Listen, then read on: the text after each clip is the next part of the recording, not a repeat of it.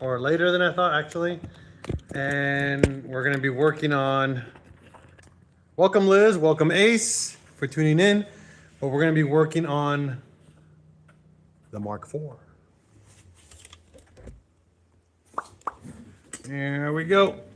There. That's what you guys are always asking about. And there it is. So tonight's welcome Ro, welcome James. So today we're going to get the car off the ground. We're going to put jack stands and we're going to remove the wheels and get the axles off. I'm back in my, oh, hell yeah, man. Get back in it. I mean, my car's been driving. I'm doing all the small bits now on the car before I even get it out back on the road. I got to get pretty much get the car where I want it back how it was a long time ago. And that was like new. And the goal here, welcome user 68835144207. Lenny, welcome. Hi, Beb. Thank you. So we're going to get the car off the ground. We're going to get the wheels off. What's up, banging? Bang, bang, bang. Turbo Toaster Mafia. Oh. So we got to get the car off the ground. Hopefully you guys have been checking out my online store, PincheAlsGarage.com, where what do you recommend for SAI delete kit? There really isn't a kit.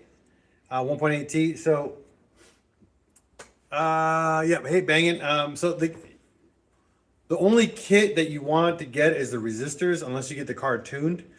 So depends on what you're going for. Are you trying to get the car tuned? I need a custom print. Let's talk. Let's figure something out. But if the car is going to get tuned, then you might as well. Nice, Bryce. So if you get a tune, you can tune the SAI delete. So you don't have to buy anything to delete it besides the block off plate that's on the side of the block. That's it. You just put that in there and you're done. You deleted the whole car. Adapter for carbon cleaning on the TSI. We need to talk. We got to figure that out. Definitely can make something for you. Yeah, that's definitely a good thing to do.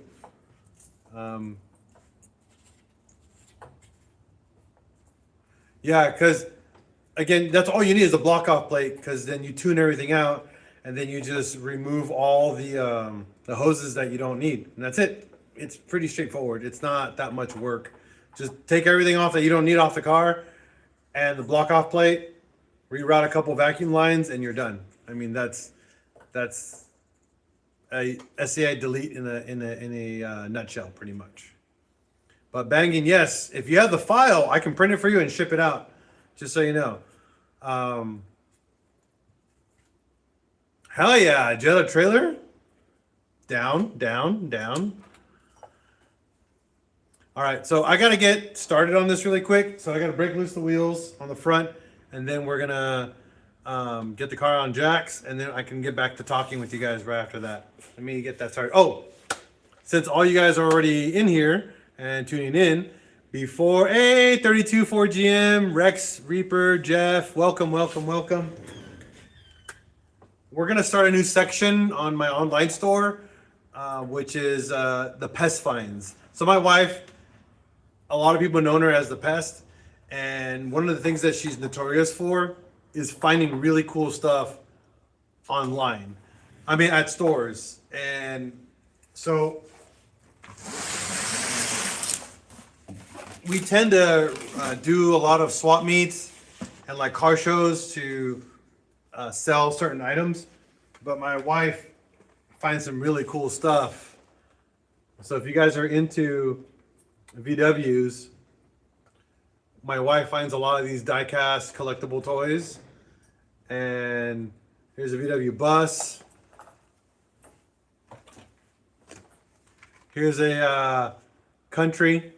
If you know a Mark II Golf Country, she found one of these. VWID Buzz. I'm not a big fan of this one, but it's still pretty dope. Here's a Sweetheart, like a Valentine's Day VW Bug. These are going to be on our online store pretty soon. If you're into collecting diecast toys, again, we find a lot of cool stuff, like these little short buses. These are pretty dope.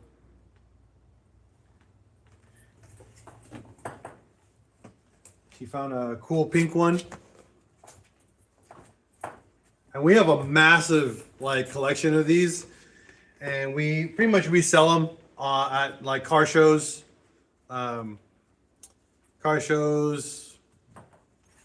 else is swap meets and stuff like that. It's just fun because a lot of these you can't find, and if you do find them, they're limited stock, like 1 or 2, and we tend to buy them and then put them up for sale. It's to help support the channel pretty much. We use the money to pay for a lot of our content that we create. But yeah, this one's pretty cool. It's a truck with a trailer bus and a bug. This one's pretty dope. And it's a Coca-Cola. It's called the Mixtape.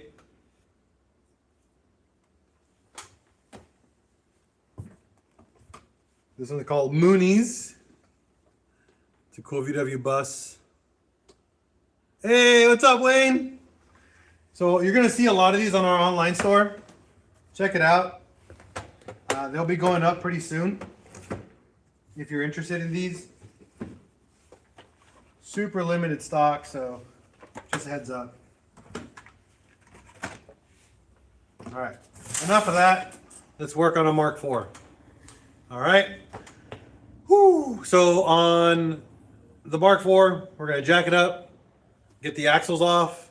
We're gonna. I ordered brand new axles for this car, so we're gonna swap those out tomorrow. They came in a little too late for me, so I'm gonna be picking them up tomorrow. Bro, do you have a Mark IV GTI trailer that you pull with that Mark IV? Yes, FZ Squid. I do have a Mark IV trailer that I pull with this car. It's on my. If you go on my main page on TikTok, it's right there. You'll see pictures of it on there. Hell yeah. Well, thanks.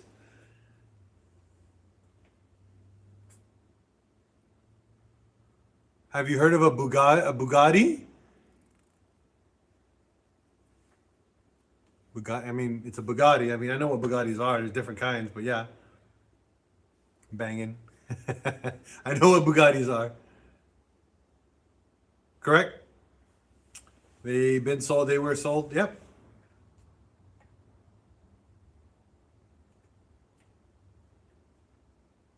Cool.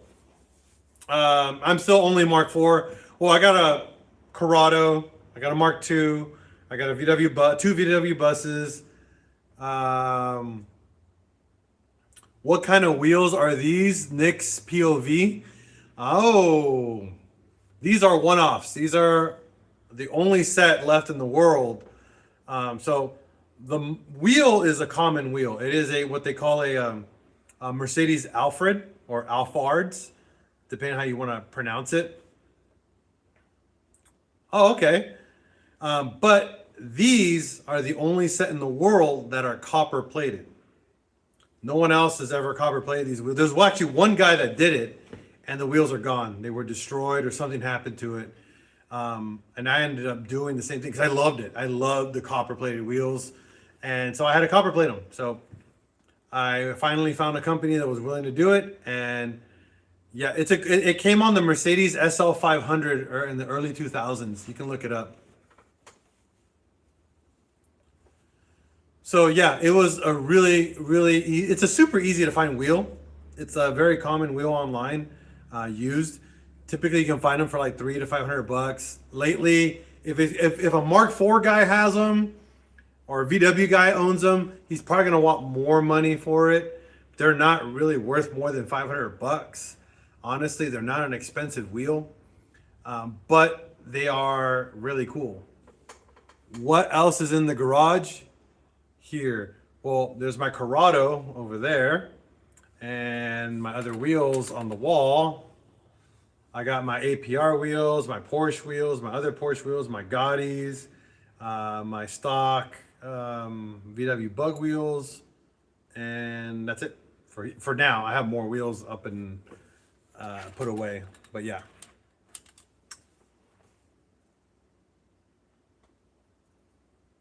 Have I always been a VW guy? No, I've never always been a VW guy. I've actually started off as a Honda guy. I used to have an H22 swap CRX turbo. I had an Accord with a, what is it, a GSR, so like a B20, I think, GSR turbo setup. I've had, what else did I have? I had a 2001 Honda Accord Coupe, slightly built, just lowered on wheels and stuff like that. Yeah, I love the looks of Jettas as well. BMW, Jesse Torres. Nobody care about BMW. I mean, they're cool cars, but I mean, they're like whatever to me. They're not like I'm not a big fan of them. Put it that way.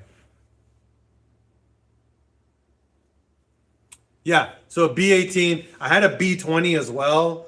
I also had I had an Accord, an older Accord, with a D16, or was it? No, not D16. An F21 turbo. That was a fun single cam, like little turbo car. Had that for a while. Again, I've had a decent amount of cars. Should I trade my HNSI for a B20 B swap EG? Ooh, Nino. Probably. That's such a light car. A swapped EG is a very, very light car, and actually, it even though they're raggedy, they literally sound like total dog shit. I don't care how much power or motor and all that. They're all like they just fall apart. I love EGs, but they just such a tin can of a car. They're hard to daily.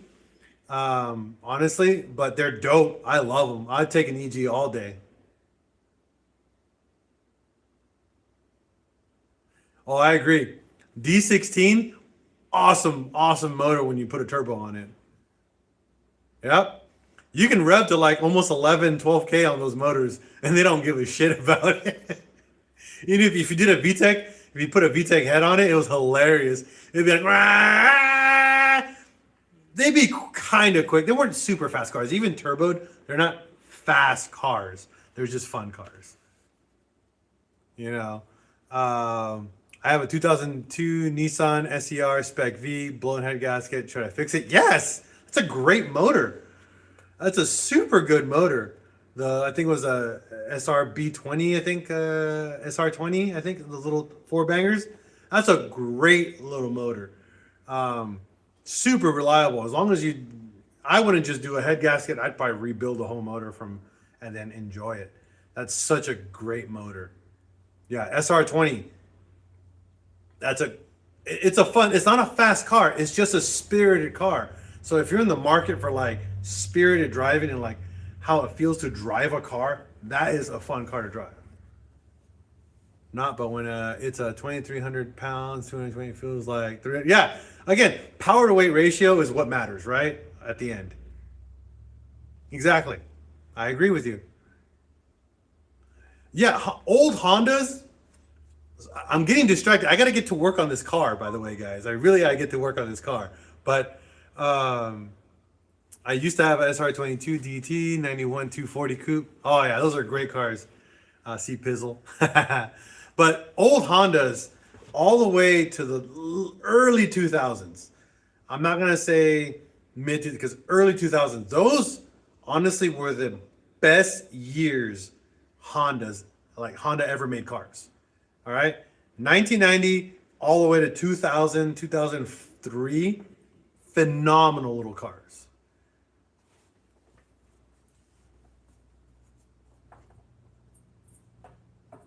A 2000 GTS is a pretty neat car.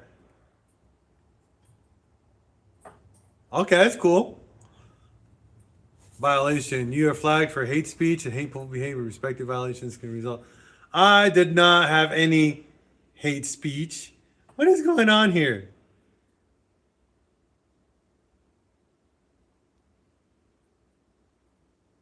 That's so weird. Hate speech.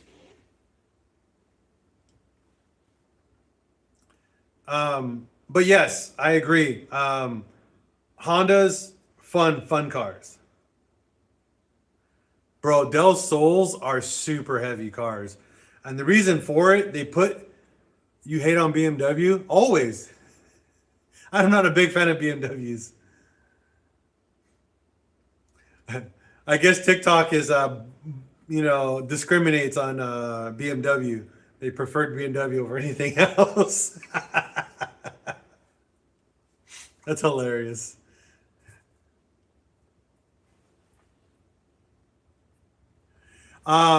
Rick's POV. There's actually a decent amount of Del Sols in Texas. Believe it or not, and in great condition. I've actually seen a decent amount. I've actually been shopping for uh, BMW, Vets, and Mustangs are all too common. I agree. 100% agree. Super common, super common car. Um, Very common car, very boring cars. I'm not going to say that, they're not bad cars. They're just boring, you know? Oh, wait, Audi. Audis are dope. I like Audis. I like the comfort in an Audi, but they're slow. Until you build them, they're fun, but 335 fast and cheap. Yes, I agree. They are fast and cheap, but they're boring. They're just A4, so it's probably a 2.0T. It's probably fun and it's got turbo, but it's heavy. Any Audis exceed the weight of this car. And for the power to weight ratio, it's just not there. They're meant to be comfort cars. They're not meant to be sports cars. So you're not really in the performance market. You're more on the comfort market. When you go into the S line of the Audis, like S4, S3, S5, then it's the opposite. Well, not the opposite. It's more a combined. You get the comfort plus the performance. But then you get German engineering with all the fun problems. That's what happens with a performance version of a German car. You know what I mean?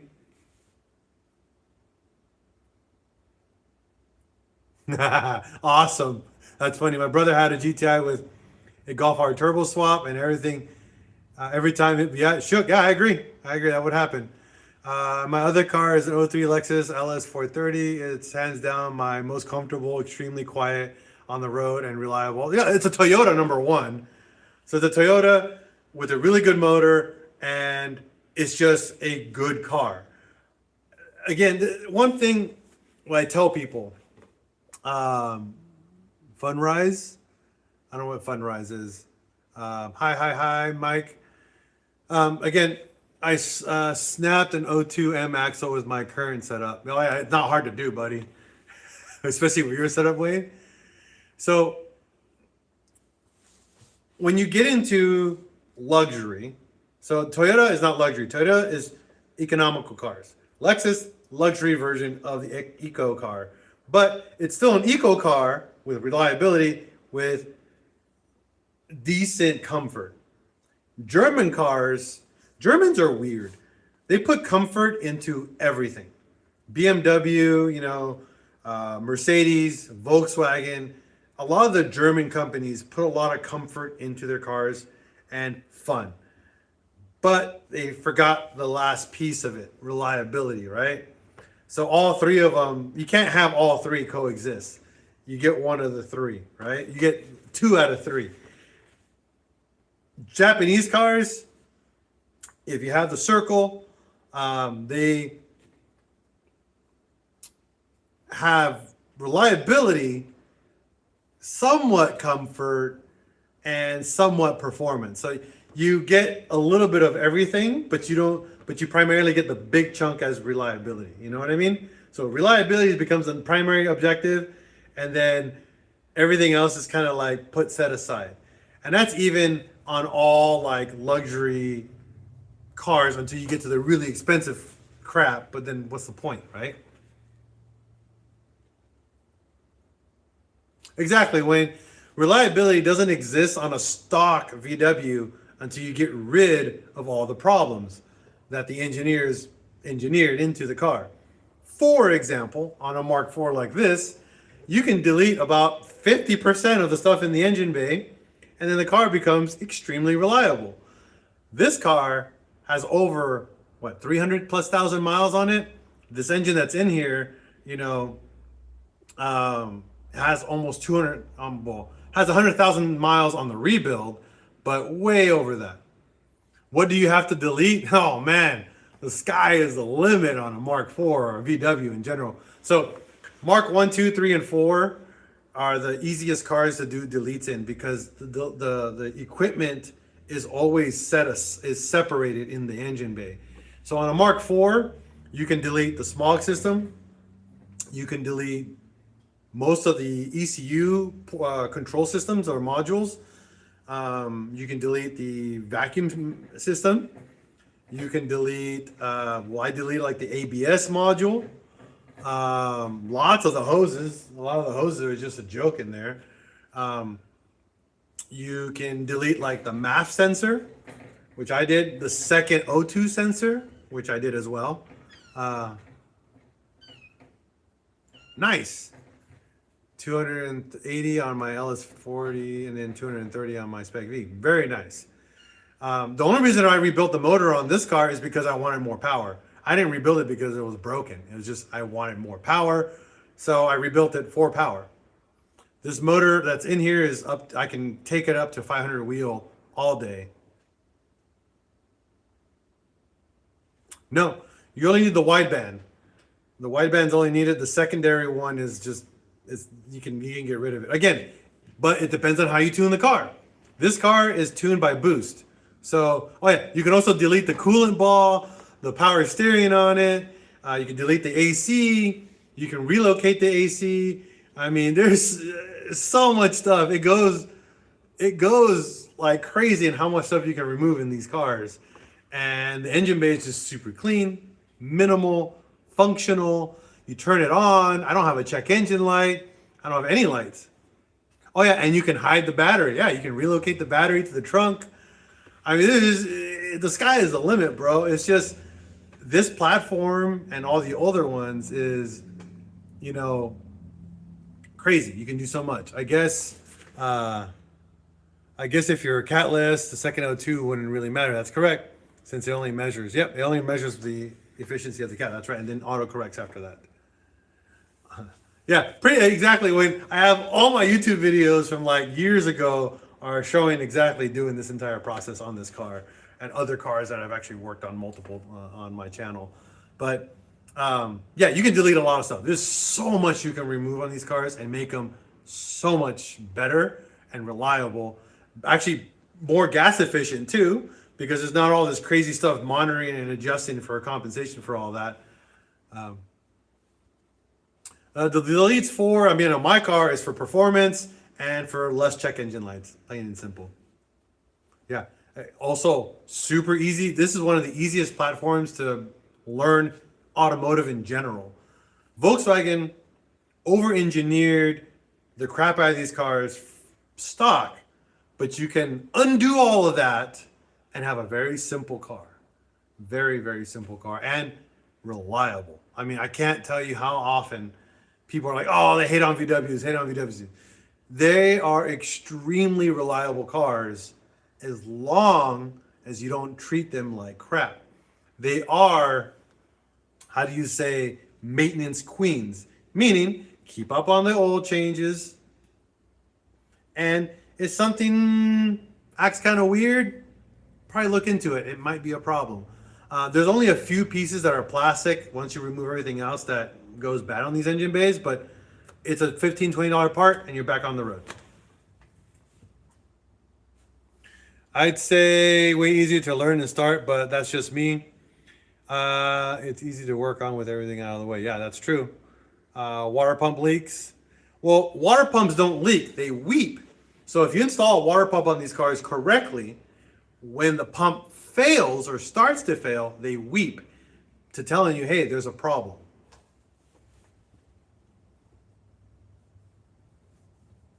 Yeah, exactly. People buy them cheap, beat on them, and they're like, "Oh, this is a piece of crap. It broke on me after a year." Yeah, that's like 90% of most people who buy these cars nowadays. You know, they buy it because it's got a turbo, but then they realize they bought a turboed car they have no knowledge about, and they don't research before they start messing with it. That's one of my biggest pet peeves. Period. Like in the entire car world, no one does their research before they purchase a vehicle, besides the fact that it makes whoosh noises. Do your research. Know the platform. Learn the platform before you buy that platform. Don't do it because TikTok or YouTube or someone told you to do it. Research it. Get involved. Learn your local laws as well and the state that you live in, because a lot of these modifications are not allowed in certain states. So be very, very careful with that. Okay. That being said, they're 100% worth owning. Well, what if no one else does my platform? See, and if you're going to be the, how do you say, the gateway guy for that platform, then be the gateway guy. Be the guy that's going to show people about this platform. Don't be the gatekeeper where the information stays only with you. Okay? So understand that. If you're going to start a platform and you want people to know that you're doing something super cool and different than everybody else, don't gatekeep. Let people see so they can get into that with you. So that car gets also the attention it needs and deserves. Because believe it or not, some of these cars are just it broke, trash, gone. No one cares about it anymore. And that car is no longer going to be cared for, loved, or restored, or owned, or rebuilt, or maintained, or anything. Be the guy to give the information out there and people can get involved. That's how cars, it's not hard to work on a VW. Sorry, man. SRT8, they're super easy to work on. Crack open a book. Thank you, VR Silva. Thank you.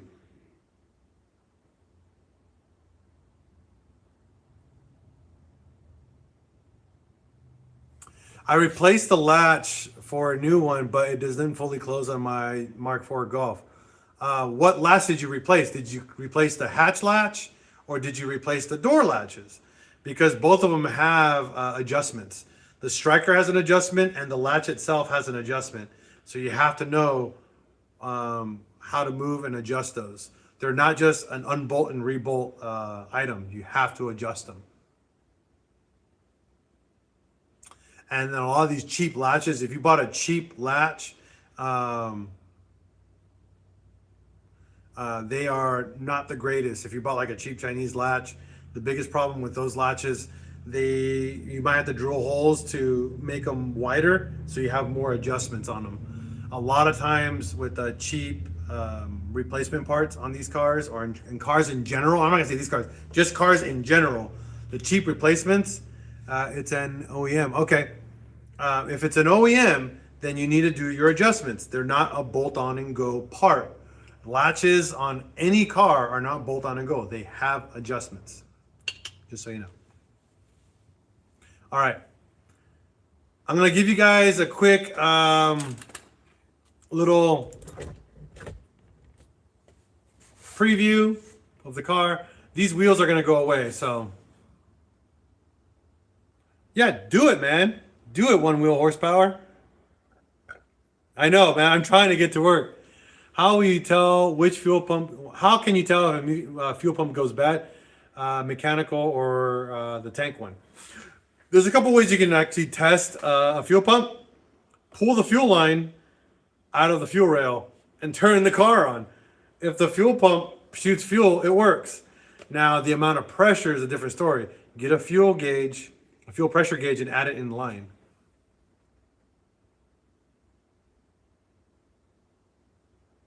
Hell yeah, dude. Definitely do that at Happy Face. So, mechanical pumps work or don't work. They're mechanical. So you have to understand that. If you have a mechanical pump, It is a piston that moves with something that's forcing it to move. So for example, on the 2.0T engines, those have mechanical pumps that run off the cam. So you need to find where the pump is initiating the function. So for example, on the 2.0T, you can pull the main pump off the actual cam and look, there's a little thimble called a cam follower. And if those have gone bad, they might have a hole or it's super divoted and it's not making contact with the pump itself. That is a very common problem with the FSI motors on Mark V's. 2.0Ts solve that problem by getting rid of that whole entire portion, just heads up. But yeah, that's how you can fix a mechanical one. But there's a lot of other stuff on the side.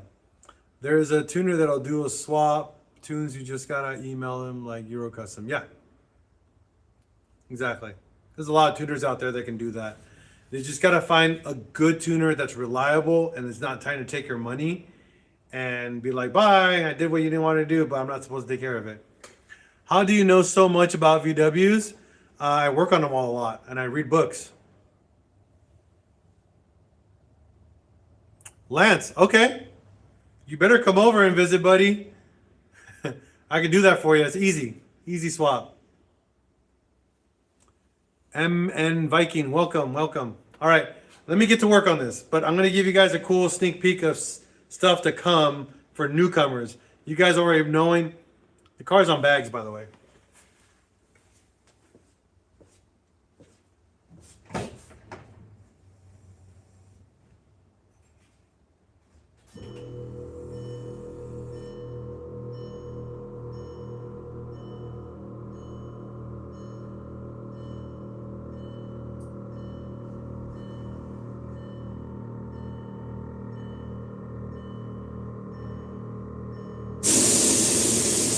There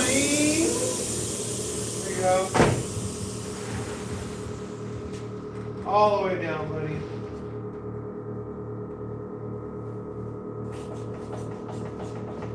There you go. It's almost where I want it. I still got to do some more adjustments on the bags, especially on the rear. The rear needs a lot of adjusting, but we're getting there.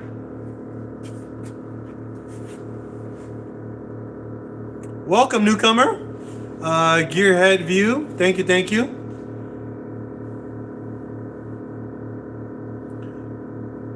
What electric connector is mechanical for a pump? What electric connector is mechanical pump for?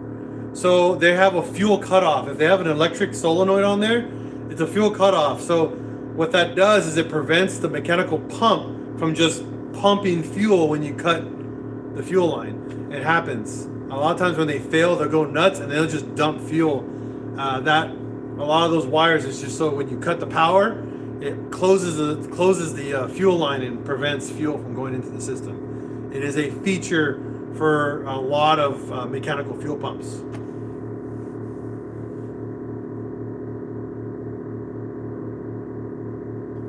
I feel them a lot of cars, but not typically this style of cars. Okay. I kind of understand what you mean, but it's okay. I see it has something fancy in front. Makes me think you have a turbo. I have a little turbo in my car. Just a little turbo, nothing big. But I'll show you. I'll give you guys a quick view of the engine bay too. Bags turned off automatically.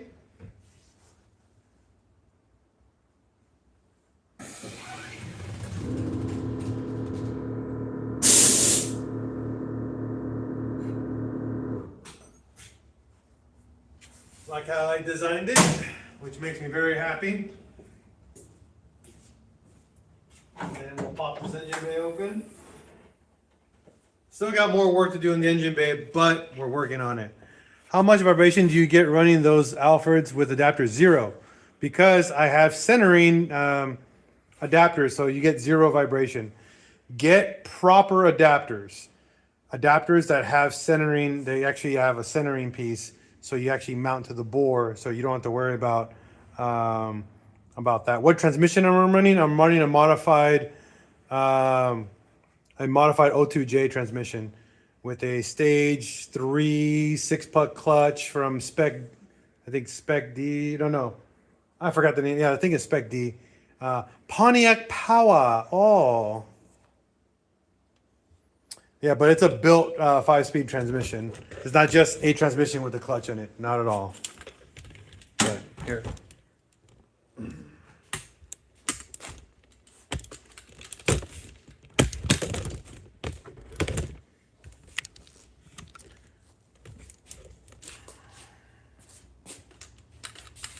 So you can see the engine bay.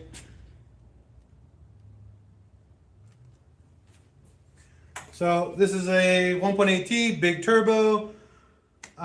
Pretty much you'll notice everything's deleted out of this. There's not much of anything in here.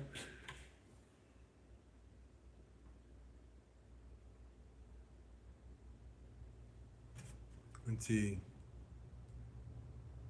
How much does this car weigh? About 3,200 pounds. These cars are very heavy. Very, very heavy cars. Big turbo.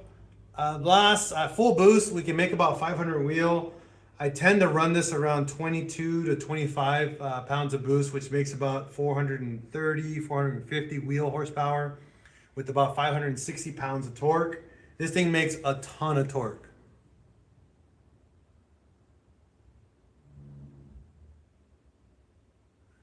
Yes, this has 3 pedals in it.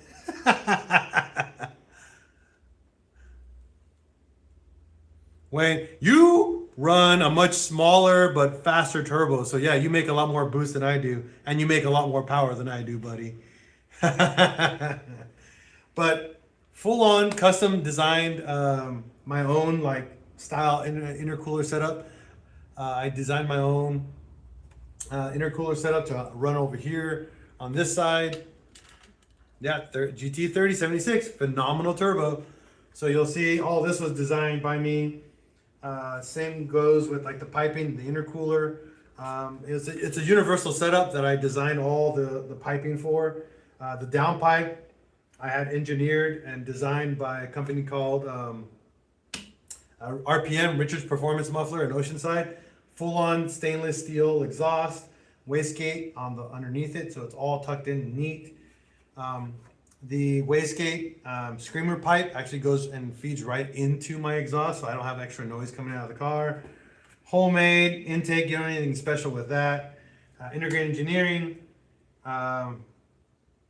SuperTech valves, Ferrera valve train, which means springs and retainers are from Ferrera. SuperTech valves, sulfur filled, sodium filled, I believe is what they call it. So designed for super high temps.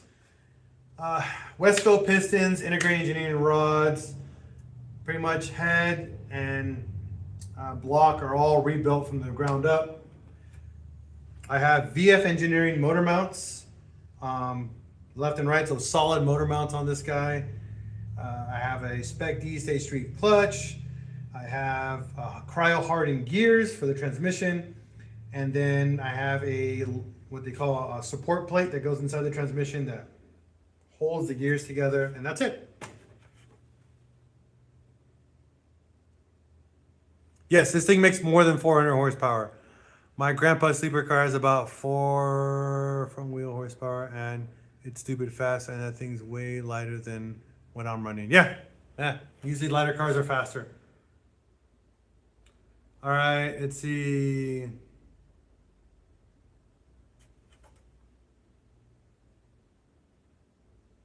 All right, so now, actually next live stream, we're gonna be pulling the turbo out of this car. I got a brand new turbo. So Wayne, I got a GT35 R turbo going in this car, by the way. So, making more power. You're gonna be mad at me.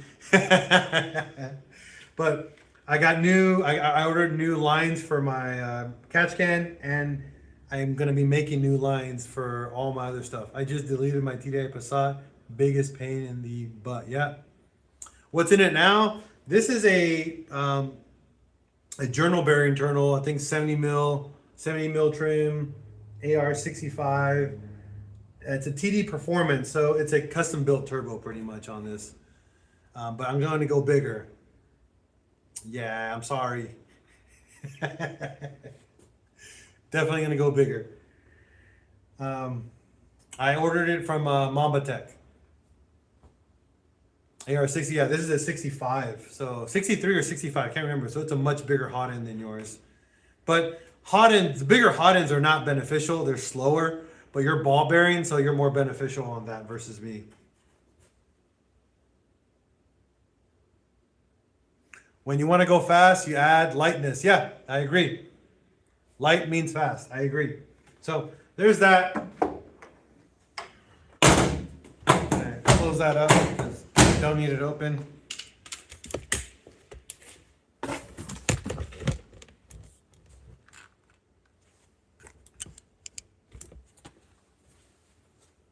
All right.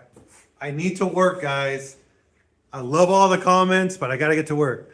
I also have a 540 swap Miata, 2 different worlds. Actually, my team, so my racing team, actually, we have an LS2 swap Mark IV R32 making 890 horsepower, single turbo. So Andrew, and that one you can find on our YouTube channel called Golf R59. That's our YouTube channel. We race that car all over the U.S. We just finished a tour in Tennessee. That thing does 0 to 200 miles an hour in under a minute. The thing is a wild car. It is a mid-engine car that we built with me and my friends. So yeah, dope though that you pull an LS and a Miata. Not gonna hate. That's a dope build. But we did a full tube chassis R32, VW R32. So it's a rear-wheel drive.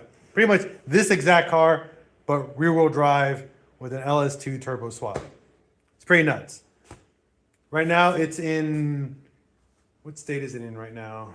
I think it's in Michigan or Missouri. Yeah. No, I never heard of Seth's Cross.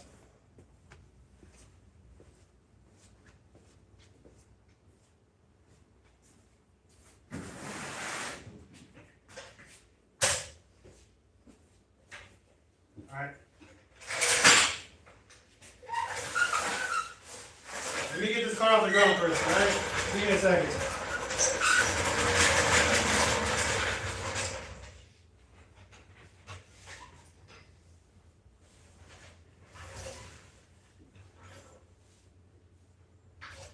All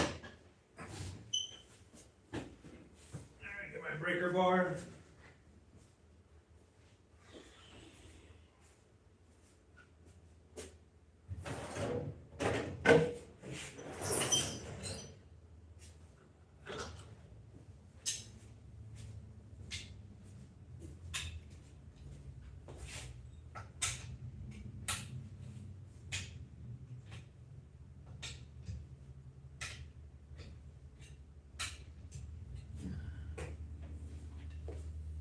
So I'm sorry if I'm not reading the comments right now, but yeah. What seats do I got in that? I'll show you in just a moment. Give me a second. Let me get these wheels loosened up. I'll show you my interior.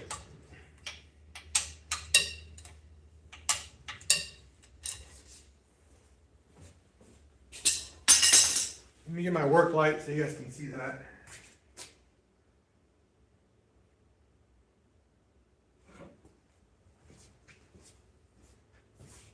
It's not done yet, so bear with me. I still got a lot to go. I'm waiting for my new upholstery to come in. And my new material. Yeah, there you go. We got a lot of new cloth coming in.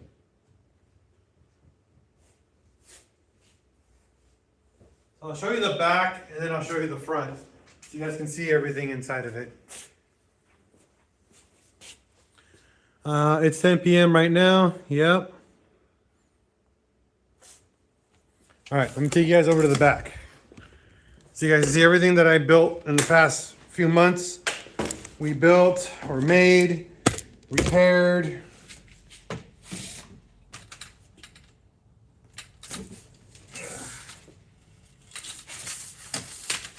So back here, that's the back of the car.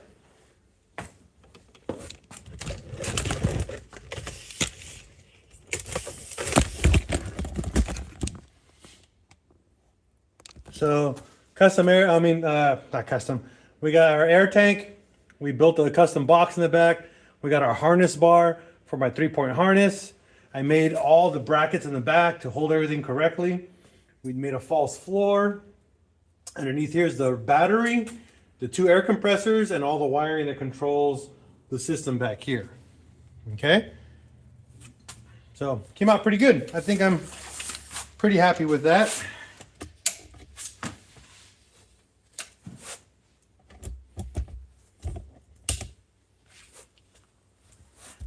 And then we're going to head on over to the interior.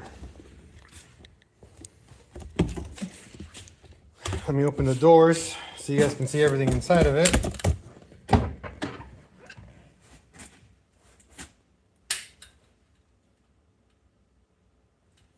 That's the interior of my Mark IV GTI. Hopefully that you like it.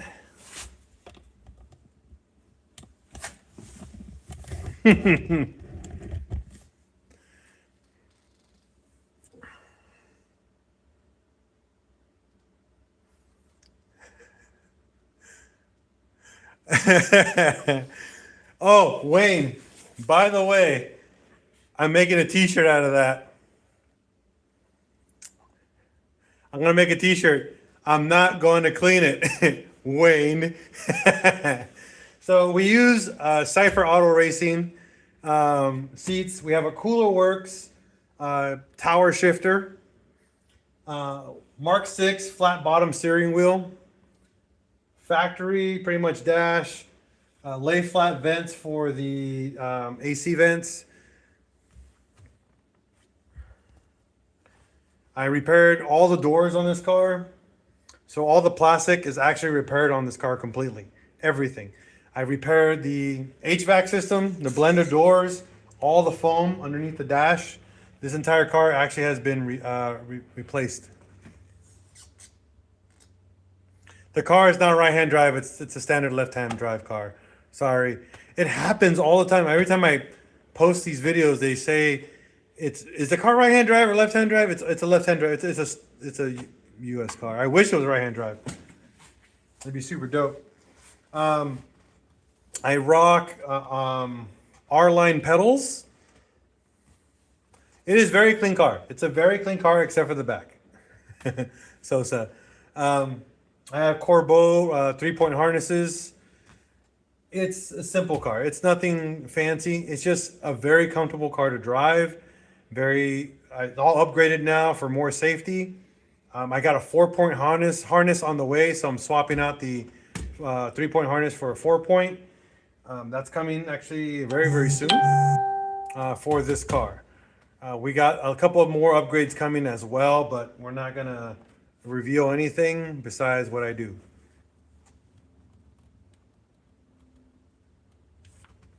So it's a cool car. RX-7 is a really cool car, but they are just super unreliable. I wouldn't deal with a rotary motor. I'd just swap out the motor and get something more fun. I put a VR6 in it. VW Silver, yeah. I'm trying to do the axles right now. Believe it or not. That's exactly what I'm actually trying to do is the axles, but you guys keep talking to me and I keep responding. It's my fault. It's more my fault than your guys' fault. I keep responding. I am instigating this conversation too much. All right. So there's that. Let me get this car off the ground so we can get actual work done. You know what I mean? Well, I'm glad you guys are entertained, you know? Kind of, sort of. I don't know.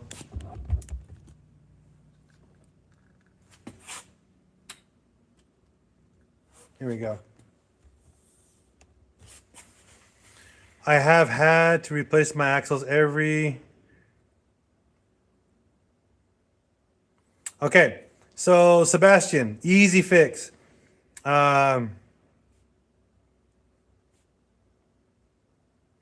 This may be not maybe your typical go make video.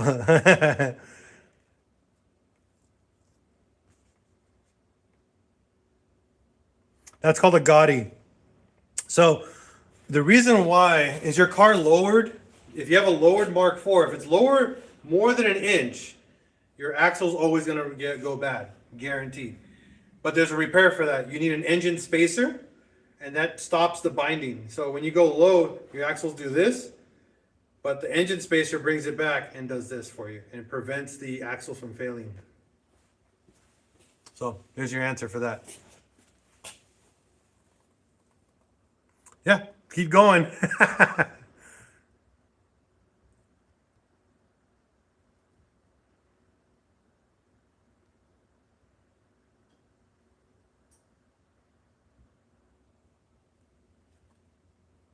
Thank you, Gear. All right, what is going on here? I heard some people get lucky as long as it's well maintained.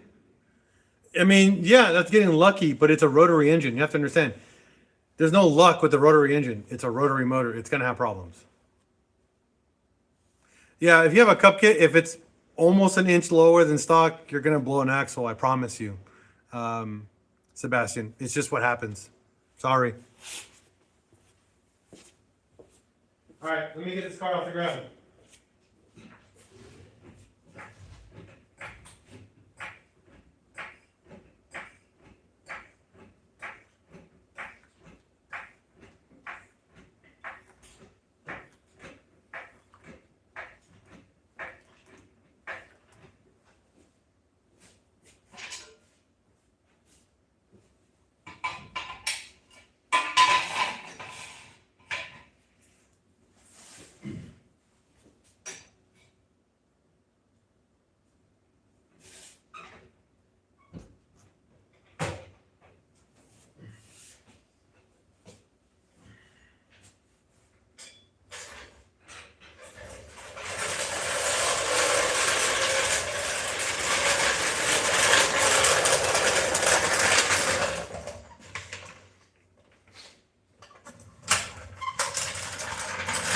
I need a block of wood. Be right back.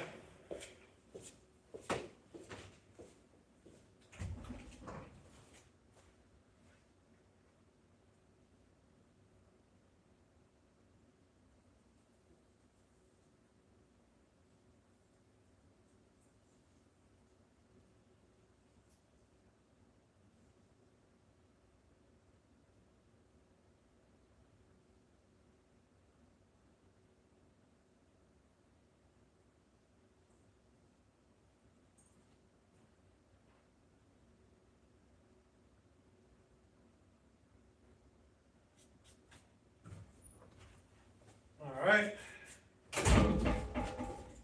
Block of wood. Before I do the next thing, what's going on here? Let's see. HP tuners. I just finished my first color swap and the C10 easiest part was flashing. Yeah. Do you have a GTR or a Nissan? No. I don't have cars like that. I don't have money like that. How do you fuel it? With fuel? Very cool. What if you swap it? I don't know much about cars, but would that help?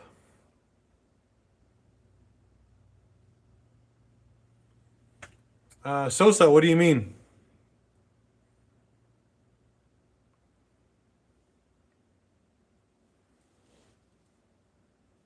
All right.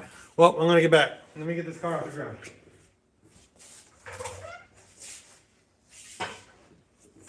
So I have to use a block on this side because I have my skirt on this side.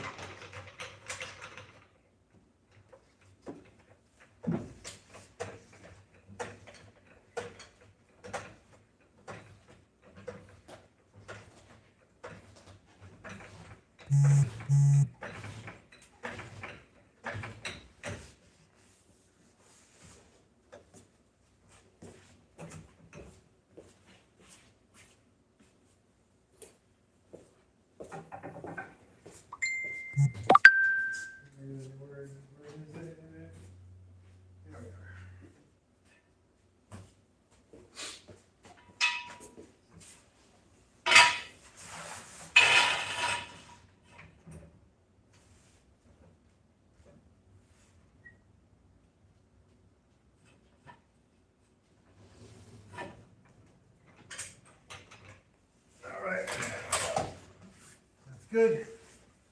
Now I need my gun.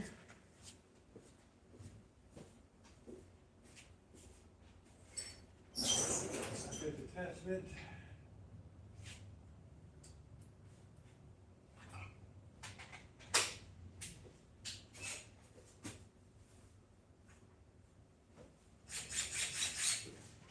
All right, I will get to comments in a little bit, but I need to work. And then we can talk. All right?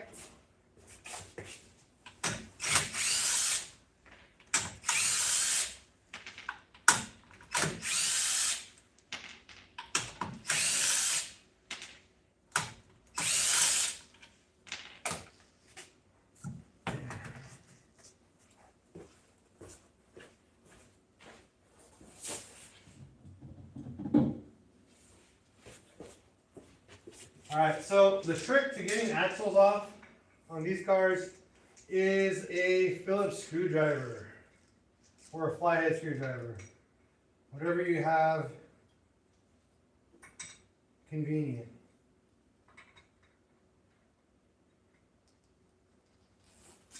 You need a Phillips screwdriver and a breaker bar.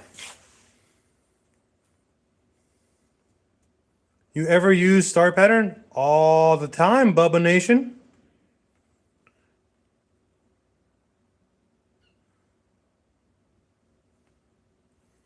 But I'm removing the wheels. Don't need star pattern to remove wheels. Right, Kitty? That's right, Kitty.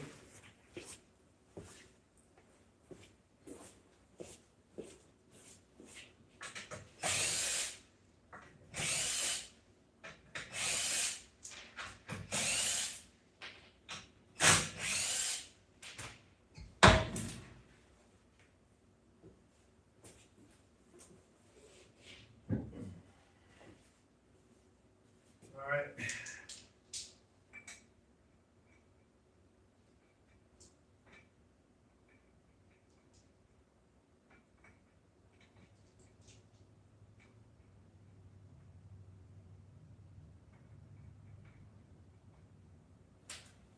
Now you need a gigantic socket to get these guys loose. Which I have all the sockets available for that. And a little extension. Don't need a big one. And then we need a screwdriver right here. So you put your screwdriver right in here. Prevent that from spinning. Grab your axle, nut socket. Grab it here with a little extension. And then, whatcha! Axle now broken loose. Rinse and repeat on both sides.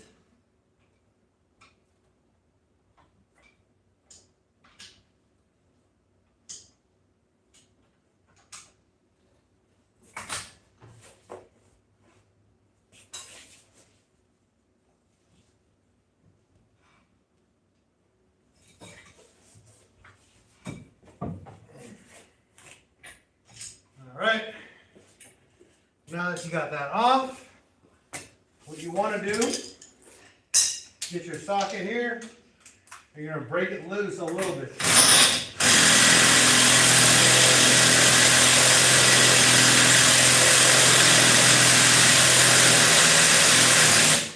You don't want to remove the axle nut. There's a reason for this, and I'll show you guys later. But welcome, welcome. Thank you. It's dirty as F, but thank you. Yep, you put a screwdriver in the, jam it in the veins, and then got it out. Yo, yo, yo, what's going on?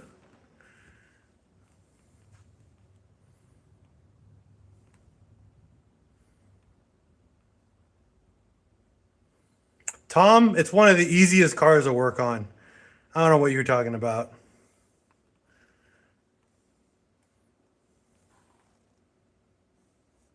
Hell yeah, buddy.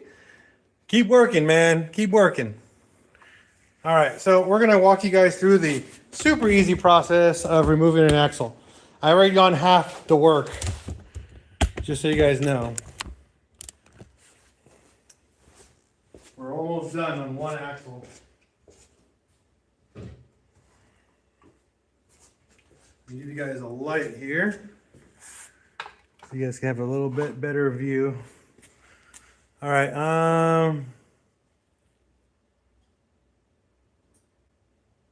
VW, that's also an easy way to do it because the car's on the ground. But I like to show you how to do it so you can see it. And I don't want to scratch my wheels, by the way. All right. So this axle is actually the easiest one to remove. You could loosen the 313s on the bottom here. Not remove them, just loosen them.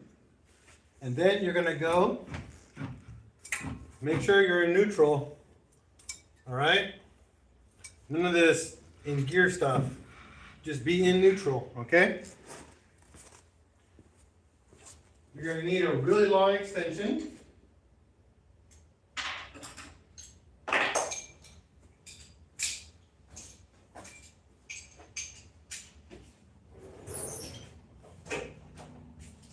And a set of triple squares. These guys right here, okay? Triple squares are your best friends. Heads up. Really long extension. Make sure you have like a Extend-O-Matic ratchet from Harbor Freight. We're gonna find what size socket we're using. I think it's the bigger one. No, it's a small one. Yeah, it's a 10 triple square, I believe. Yep. All right. Now, if you're at home alone and you don't have a way to lock it, put your screwdriver right in the rotor. I'm currently drive C Aaron 1.5 TSI 150. Huh. Snap-on or Cornwell? Neither. Harbor Freight, bro.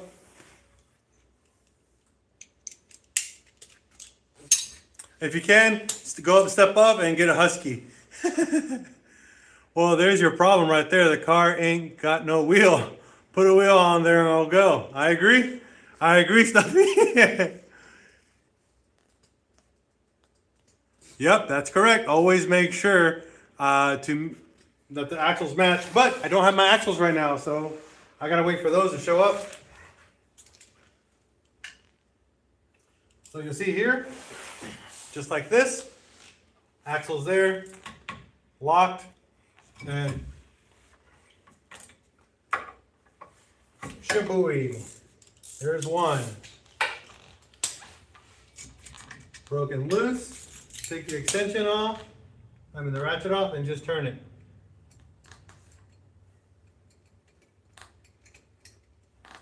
Okay? Bolt number one. If you have enough room for this next one, you can do it. So you can do 2 bolts technically at a time if you angle it right there, and then shabooey, look at that.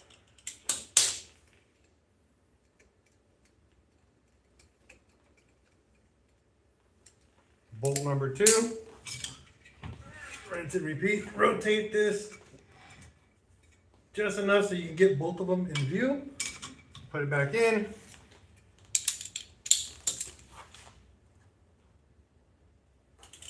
Do the bottom one. There we go, broken loose. Just so you guys know, these go at 44 foot-pounds when you put them back on. What do you have in there? This is a 1.8T, big turbo. I have a couple of VR6s. I have a 12-valve VR6 AAA turbo. I have a 24-valve VR6. I have a 3.2 and a 3.6 liter VR6 sitting in my other garage that I'm going to be building soon. So I have a bunch of VRs, and I have tons of I have 6 1.8Ts. I have 2 1.9 TDI ALHs. I have a Mark 7 TDI 2.0. I have a 2110 cc air-cooled motor for my bus, in my bus, that I drive my bus. All right, that's 4. Rotate again.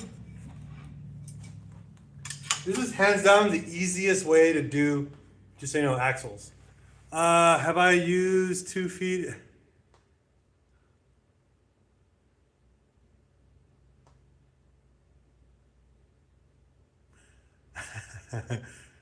Yep, nope. All the time. But I've never, believe it or not, I've never stripped a triple square.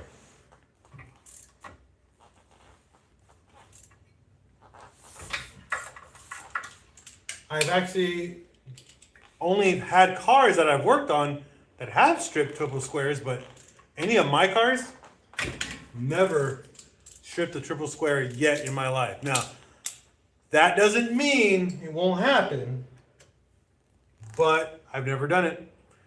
Now, I've stripped, oh man, I had on my Passat, my 1.8T Passat by B5.5 Passat, a long time ago, I had one bolt break on the back. Talk about a nightmare. When you call tech support, does your own phone ring? Yep, most of the time. That's a good one. Okay, so axle nut broken loose, not removed. Axle unbolted from the transmission. The last piece of the puzzle are the 313 at the bottom here.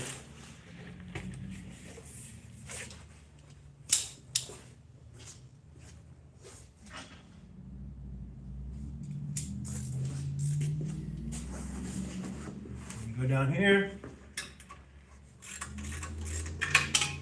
Get these guys broken loose.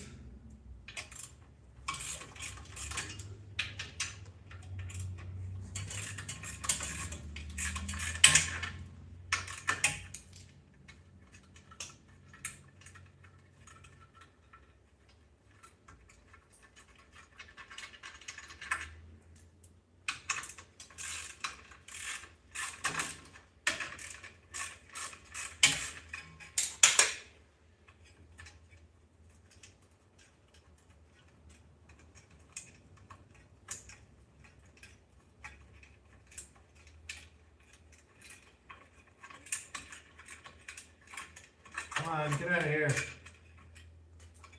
All right. Now, because the car's on bags, the smart thing you should do, if you're on an air suspension like I am, deflate the front airbags.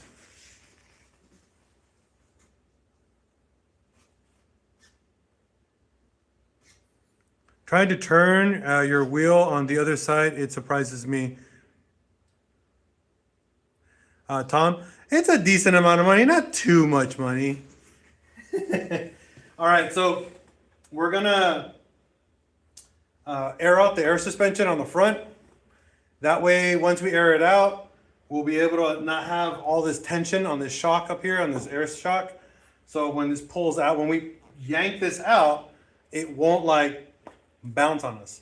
We want to make it easy for us to pop it out and push it back in.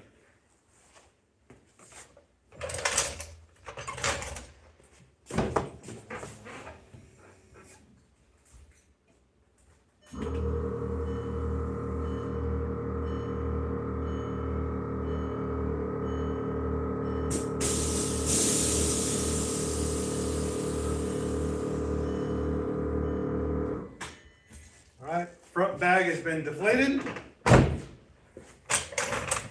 We'll know because it's now squishy. So we deflated the bags on the front.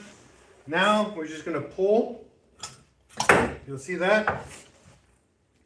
We're going to grab this axle nut now. We're going to pull on this guy. And then you're going to tap this. Just like that. And axle number 1 removed. Done.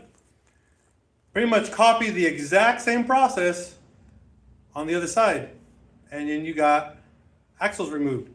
Now, these aren't bad. Believe it or not, they're not blown. It's just that they're super rusty. And I have warranties on these. I'm going to swap them out.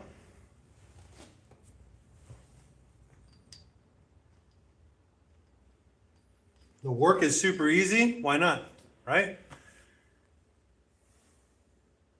But yeah, I just did a whole axle swap in like what, 30 minutes or less?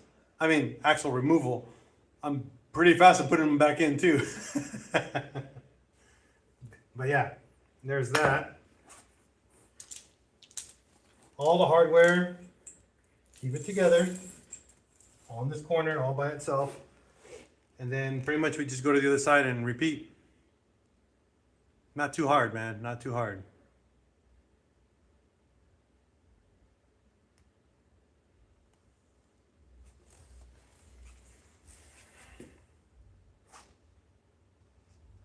Pro axle job.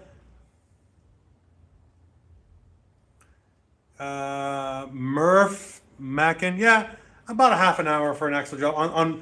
So Volkswagens, you can do them pretty fast because you don't have to pry them out. You don't have to like align everything. They just unbolt. That's my favorite thing about VW axles. They're bolted with 6 bolts. They're triple squares, but they're 6 bolts. The grease is already sealed in the actual axle. So that's what makes them even better. So all you do is you put them in, you line up the bolts, put them in by hand, 2-3 threads, all 6. Don't try to be putting like 2 or 3 of them and then zipping them on. What happens, what a lot of people don't realize, if you zip on 1 or 2 of them, these little corners don't line up perfectly, and you pop in another one and you're gonna freaking cross thread them. How's it going, Nick? B18?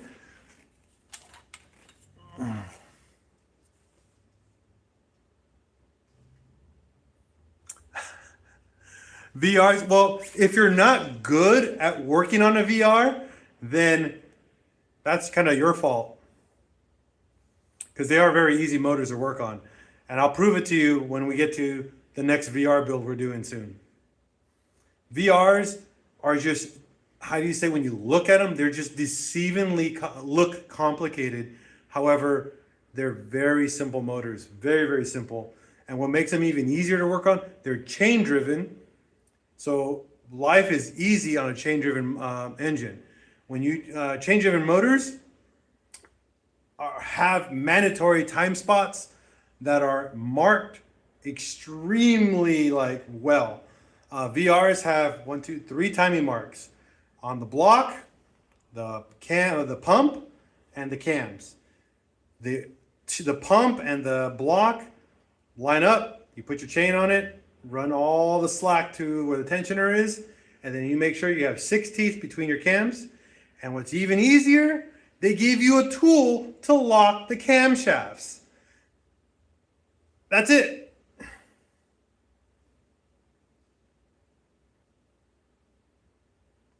Best way to fill coolant on a Mark IV, I'll show you in just a minute.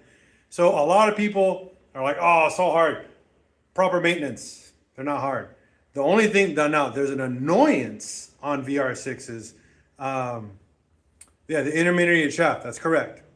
That's the shaft that runs along for the oil pump and all that. There's a timing mark for that, and that's just for the chain. So everything else rotates correctly because VR6s have 2 chains, one for that and the cams, and one for that to the crank. So there's that. But yeah, VR6s, the only annoyance is to do a timing job, the transmission has to come out. Honestly, that is the only pet peeve I have with the VR6. That's it. Best way to fill coolant. Now, depends on what's up. Best way to fill coolant on a Mark IV, believe it or not, just fill it through the coolant bottle until it fills up, okay? Once you fill it up, turn on the car. Keep the coolant reservoir open, understand that? Let the car get to operating temperature. Once it hits operating temperature, close it, close the coolant ball, turn the heater on, okay? You turn the heater on, run it full blast. Make sure heat comes out of the heater. Believe it or not, if you get no heat, that means there's a bubble in the system. Open the coolant reservoir, it's gonna boil over. Let it happen. It has to happen. The boiling over is because it's hot, duh. But the bubbles in the system are circulating and trying to get their way out. Let it overfill and dump. That's why you gotta have extra coolant with you. The thing is, if you do not get heat coming out of your heater core or your HVAC system, there's a clog somewhere, all right? You need to fix that. Now, yep, even when you fully empty it, yep, just fill up to the coolant reservoir. So what's gonna happen is that now we have to do option number 2. If you still can't get heat coming out of your heater core, you need to pull, and I'll show you which hose you need to pull out to fix this. And this has only happened to me on one car. I've never ever have it happen any other way. So for this guy, you have 2 coolant hoses right here. The one you want to remove and you want to add coolant to is the left one, okay? Pull this out, pull this hose out, and fill coolant into the heater core, okay? Turn the car off, and then manually add coolant into the heater core. Doing that, hopefully, gets rid of that bubble that's in that system. Usually, you'll get a bubble, and that bubble is just being stubborn, and it's just not coming out. If you manually add coolant to the heater core to help initiate the push of the bubble, you might get lucky and it'll come out. Now, there are scenarios where it still doesn't work.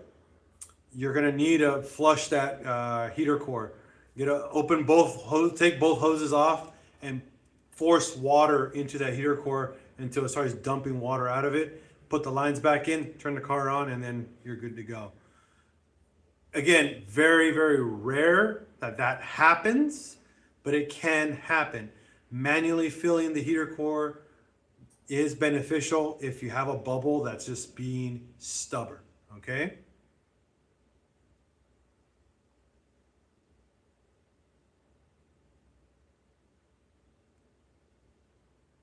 So Tom, cars are 100% a money pit, guaranteed. But they're a money pit in a form of, how do we say, stress release.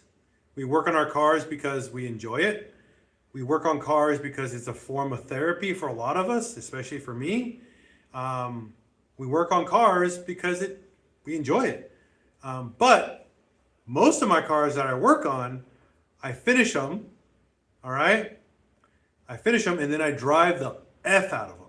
And I mean, I put anywhere from 50 to 100,000 miles in them in 1 year. Easily. I'll drive the shit out of these cars. And I have to because I spend all that money, why not? And that's the point of me building a lot of my cars. For example, my 71 VW bus, fully restored. I put a big motor in it. I put 2 motors in that car already, and I have over 100,000 miles on that bus.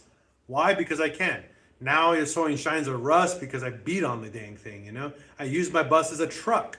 Fully restored, $100,000 car, I use it as a truck. Why? Because I can. I don't care about purity and all that. Have you even had your Mark IV leak oil from the oil filter? Doesn't do it again for months. Okay, so the oil filter housing is aluminum, all right? And if you guys send it, like when you put the filter on there and you send it into that thing, like really tighten it down, you bend the aluminum and it causes an oil leak. You're gonna need a new oil cooler pretty much. The oil cooler on those things, you can't scratch them. It's aluminum. Remember that? Aluminum, super soft metal. Can't scratch them. Number 2, you can't crank them on. They just go on tight by hand and you're done. You know, if you use a tool to tighten your oil filter, you're doing your oil changes wrong. Tools are only useful for removing the filters, not installing them. You got that? Got that? So that's the only time when oil filter cooler or the oil coolers leak. Most all engines are aluminum. That is correct, but not the oil cooler. The oil cooler is very soft aluminum.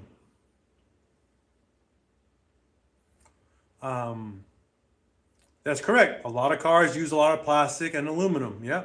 Mark IVs use cast iron blocks and aluminum heads. So, just so you know, that's why we can build a lot of power for very little money.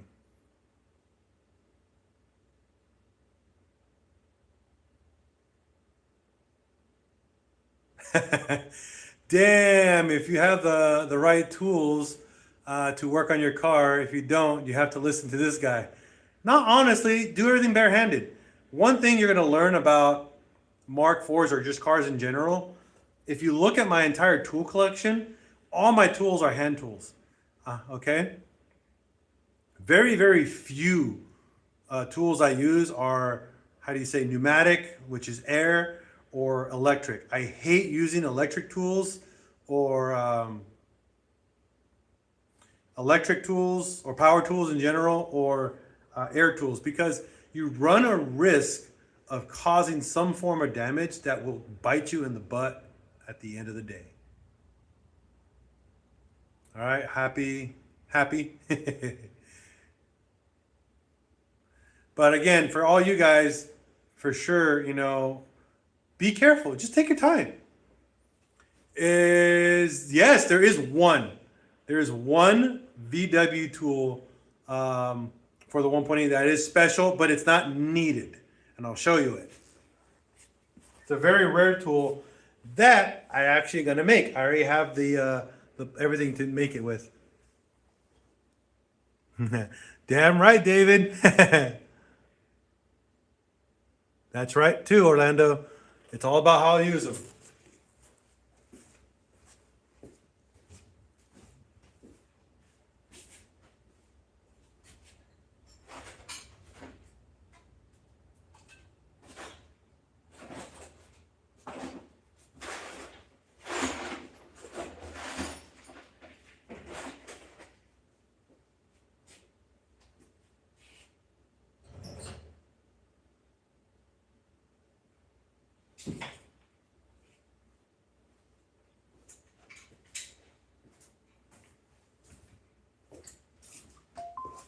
This right here,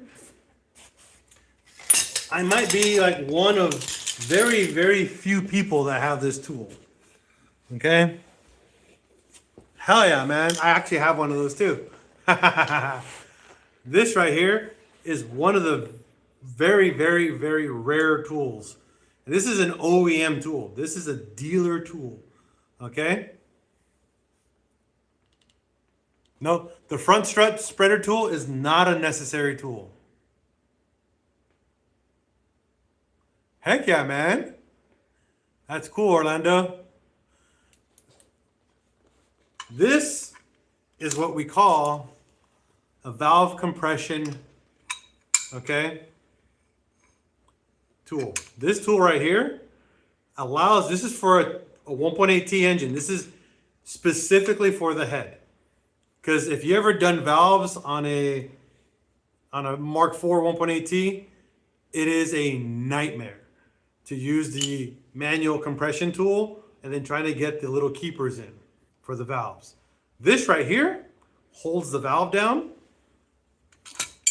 and gives you a slot right here. If you guys can see that, it gives you a little slot for you to put your tool, your little magnet tool, screwdriver, and do the keepers all at once without holding the tool down. You just zip it down, get it done, go to the next one. I can build an entire 1.8 20 valve head in under 2 hours with this tool. This, you don't understand how much time this saves you on a 1.8T. Okay? If you want to do it the other way, it works just as fine. It's just, yeah. Right? How do I obtain such a legendary tool?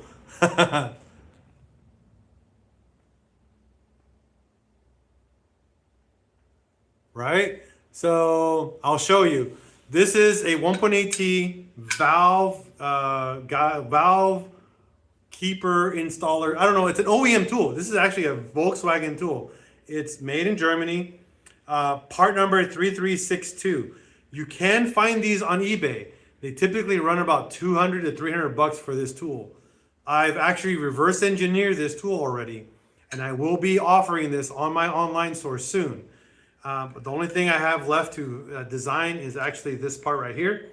This is the, yeah, no, write it down. I am not a gatekeeper on any part number. So 3362, and this is made in Germany. So it has to remember, look up Volkswagen head tool. How often? It depends on how often you build heads. Honestly, I build, when I was doing full engine builds, I was doing what, 20, 30 engines a year? So I was using this pretty much every other month. If it's got a part number, it's got a patent, that's correct. But I'm going to reverse engineer this, and as long as you change it 20 to 30%, and Volkswagen is actually not going to care about this anyways, because it's a dead platform for them, and they don't care about this tool. But it's very hard to find, and it sucks because this tool, if you're building VW heads, Mark 1.8Ts, I think you can jig this and make it work. What's going on, Rob? Chilling at the airport? Clean room engineering at its finest. Kicking the left front to prevent you from needing that tool. This tool is always necessary because I build motors. I love building motors, and I use this tool very often. They're closed decks, Miles. So if you guys want, I can bring out a head. I can bring out a head for you guys. It just take me a minute if you guys want me to go grab a head so you guys can see it, so I can explain to you like how the tool works.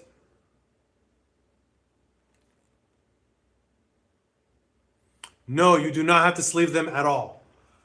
All you have to do is rods and pistons, and you can make way over 500 horsepower if you want to.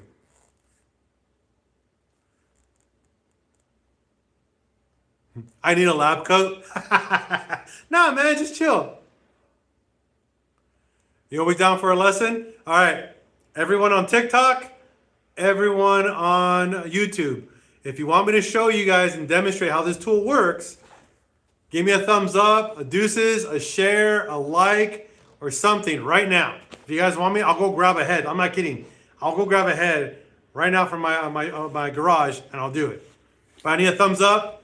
I need hearts. I need something. I need you guys to really want this. And if you guys want it, I'll go grab it.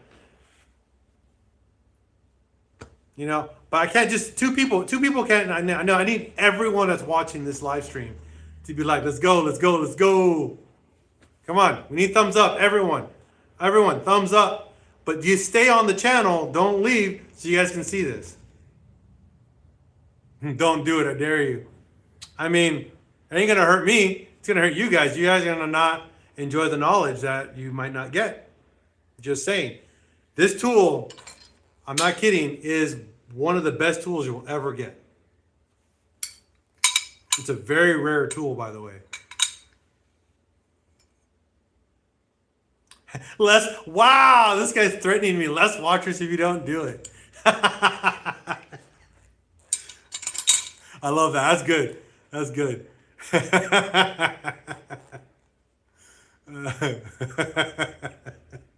That was good, though. I'm not even mad on that one. All right. Stay here. I'll be right back. I got a decent amount of people already. I'm already on it, Rob. Oh, I'm already going to go do it, bro. But you have to stay here. You have to stay and watch. Yeah, no, you guys are going to win. Everybody wins. If everybody, as long as everybody enjoys it, then I'm going to go do it. Give me just a minute. All right? It's going to take me about 2, maybe 3 minutes tops to go get this head for you guys. Because it's in my shipping container, aka my warehouse, and I got to go grab it. So bear with me. I'll be right back because it's pitch black outside. I got to take my work light. These guys.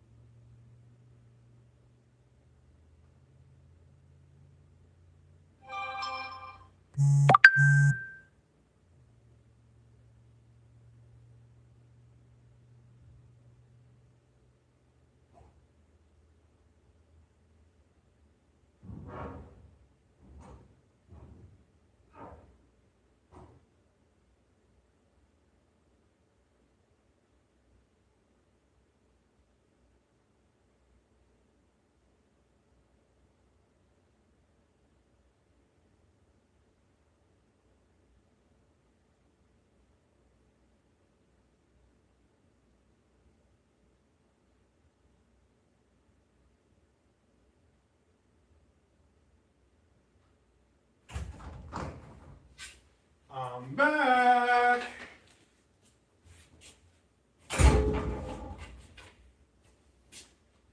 All right. We're gonna need a table because I got a block. Or here you go. Got a head right here. All right. Now, just so you guys know,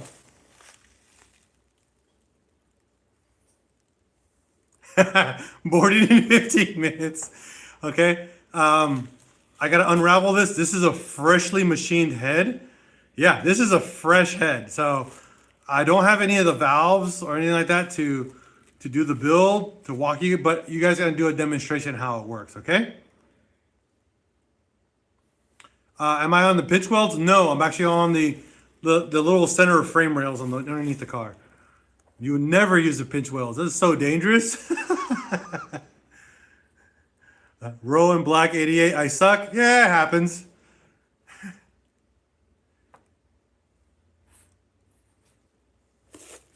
All right, so let me get to a work spot for you guys so you guys can see how this turns out. So you guys can see a brand new head.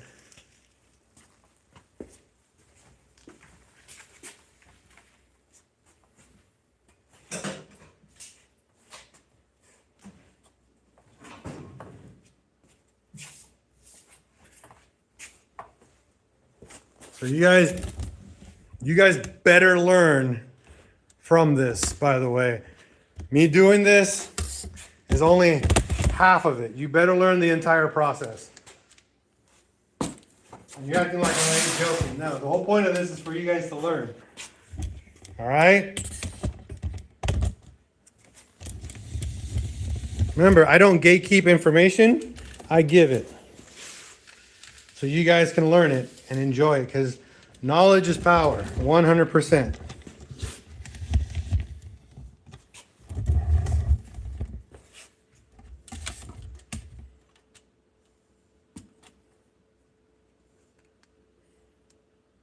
All right. What's that for? This is a heat press. So I make merch for companies, and I just made a bunch of stuff for Kerma TDI.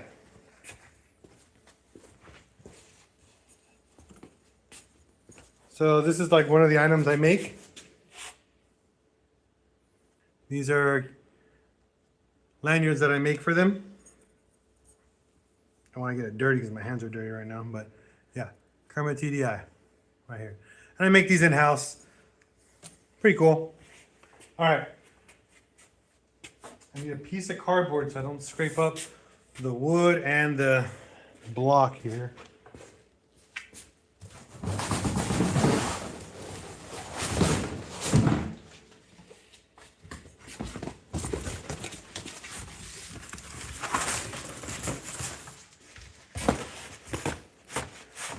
All right, you ready to learn? All right, Orlando, we're gonna learn. You're gonna learn today, boy. So,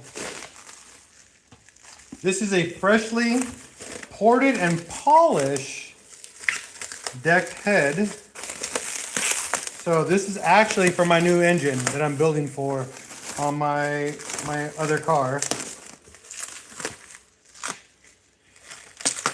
Because I'm building a stroker motor for my wife's Mark IV.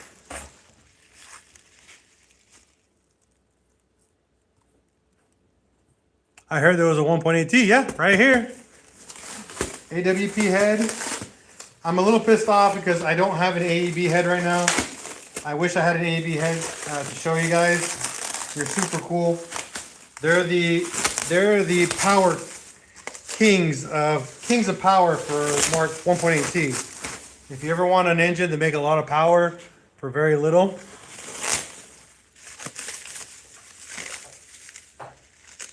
Rob, yes, there's a couple places. I'm actually going to go down to Dallas. I found a decent amount of shops in Dallas by my house. Not too far from me.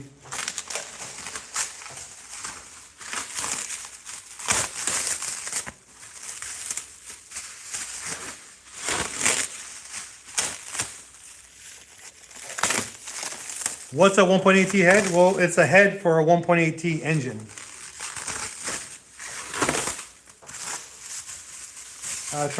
It came out of a 1999 up to 2005 Volkswagen Golf GTI. You can find them in Audis.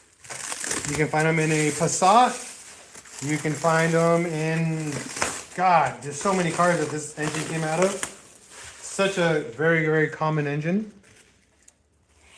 And extremely reliable engine. Now, everything outside of that engine is a different story.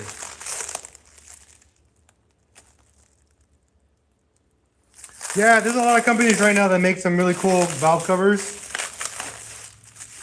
Right now, it's kind of a hot thing right now is build valve covers to these engines.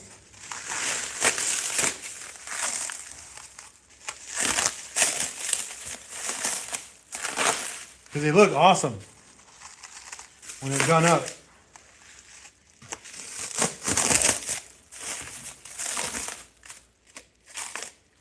I have like a couple valve covers as well. A couple cool ones, rare ones too. I actually have a factory shaved valve cover from the Audi TT.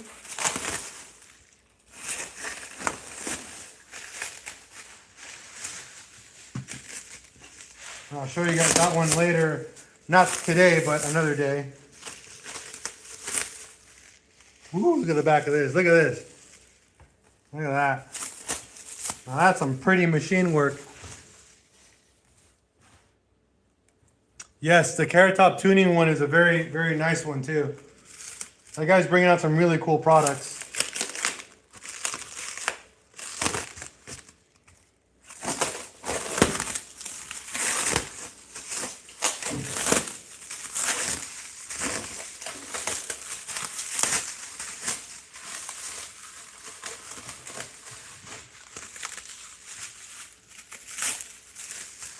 There we go. Finally.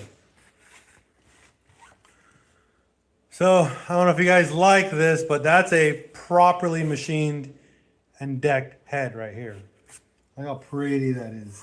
So these are oversized by 1/1000th because, again, this is a ported head. This is a much larger valves than the factory stuff.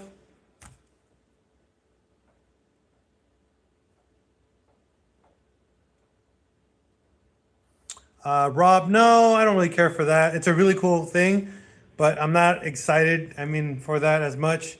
It's just more, It's a decorative setup and I like it. It's really dope because you hide the motor mounts, but I don't think I want that with my car. So again, fully decked head, properly polished, oversized intake and exhaust valves. And then here's the other side. Again, all cleaned up, properly machined, again, cleaned. Brand new valve guides in here. All new valve guides. Everything is pretty much new on this head. And then when I build it, it's gonna be, All right, so now to show you guys how the tool works. All right. Yeah, no, I agree. It would make me nervous too. Is the 1.8T is the E888? I don't know. Actually, I don't know, honestly. I can't give you that answer, Miles. Sorry. So this is a 20 valve head. There's 20 valves on this head. 3 intake, 2 exhaust, okay? The tool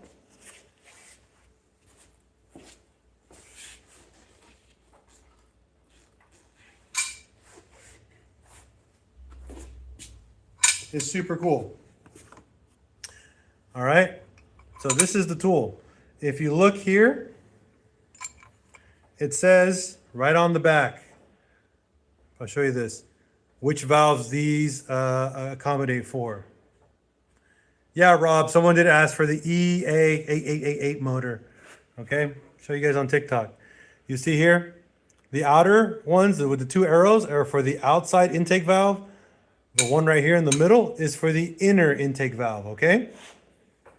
Inner for the top one, outer for the bottom one. Got that? Super simple. All right, so let's assume we're gonna work on the 2 outer valves right here to do your valve keepers, okay? There's 2 screws on here that they're the exact dimensions that we need to hold this bad boy. Oh, yeah, no, they're not the same at all. If that's a 2.0T motor, yeah, they're not even the same. Not even remotely close to the same.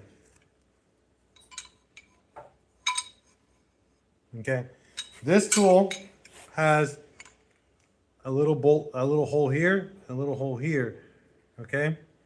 And this is for you to use all the factory cam caps to mount this, okay?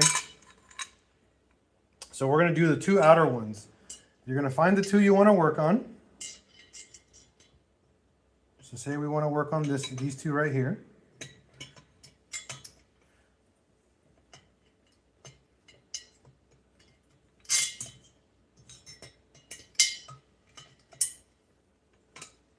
You line these 2 holes up. You get these bolts right here. And you hand tighten them, okay? Super simple. Hand tighten this. Okay? This guy slides over left and right, just like that. Since we're working on the 2 outer valves, you'll see here, this has an adjustment forward and back. This adjustment corrects the angle, okay, on which the valve guide needs to push into, okay? This guy right here, oops, excuse me. This guy is the spring compression tool right here. So we loosen this up.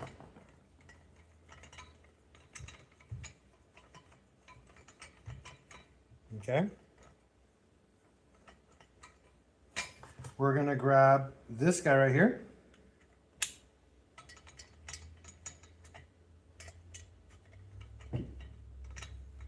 Just like this, okay? This tool is the exact diameter of that valve guide. Got it? Where the lifters and everything go into. Once you have your springs and your valve installed, you rotate this assembly to whichever way is easy for you to access your Phillips or your flathead screwdriver into this hole. Then you turn the knob. Look at this. You turn the knob just like this. And I want you to do it like this. If you ever get this tool, I want you to turn it with just 2 fingers. just like that. Okay? That is compressing the spring straight down into the head. And look, no hands, Mom. You now have a spring compressed all the way on your head with the proper angle. And all you need is just throw in 2 keepers in there and put them in, unscrew this, and voila, you just installed a valve. That easy. It's one of the coolest tools I was able to find, and it's an OEM tool, and this makes building heads cake. The keepers look like little metal, like saucers. They look like O-rings, but they're tapered. They look like a little cone. Okay, so there's a keeper and then there's a retainer. The retainer is what holds the keepers in place, and then the valve goes above it, and then you just lock it into that.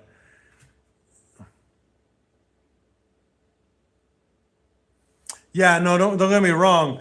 You're gonna have arguments, but you have to understand the argument or the cussing is so minimal in comparison to using the manual crank tool and then doing it.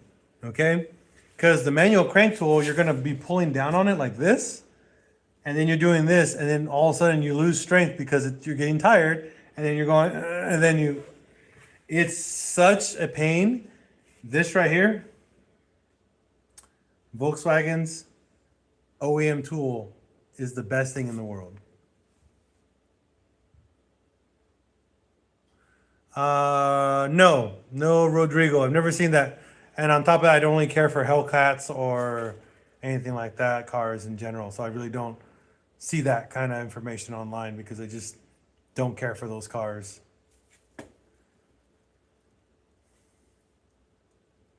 No, only 19 more to go. Technically, if you count the 2 keepers, then it's like 39 more to go. But again, it cuts the time in half or faster. I'm so good at doing these.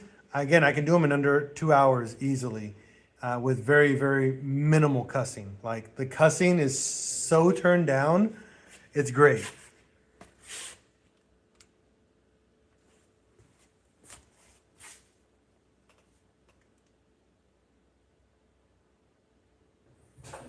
I wish VW had the 3.0T V6 engines. Yeah, but it's not a VR6. It's a V6, V6 turbo engine. It's not a VR6 turbo. Volkswagen never released a VR6 turbo engine to the public. They did make some prototype ones, but they've never released one to the public. So Audi has the 3.0 V6 turbo, which is a very cool engine, but it's a very problematic engine. It loves to leak coolant like no tomorrow. I mean, like tons of coolant. It is a coolant nightmare engine. Like it is the turd. What does cussing mean in context? Lots of bad words. You know, lots and lots of bad words. And that's what happens when we take an hour to do one valve. If you take an hour to do one valve, you're going to light up the night with your language. I divorced my cooling system on my S4. Oh yeah, most people do.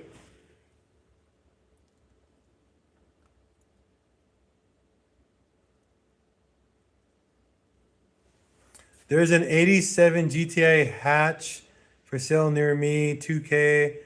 Know nothing about them. So you have there's a Mark II GTI now. It depends. Is it an 8 valve, 16 valve, or a diesel? If it's a 16 valve with the performance engine in it, killer deal. If it's an 8 valve or a diesel, But if you want to buy it so you can do a swap, yes, that's a good deal. Now, just check the condition. Headliner is literally a cracker. So I'll guarantee you the headliner is destroyed in that car. It's literally made of paper. Double check the door cards if there's a cloth or leather door cards. If it has the leather door cards, good. Those tend to stay intact pretty well.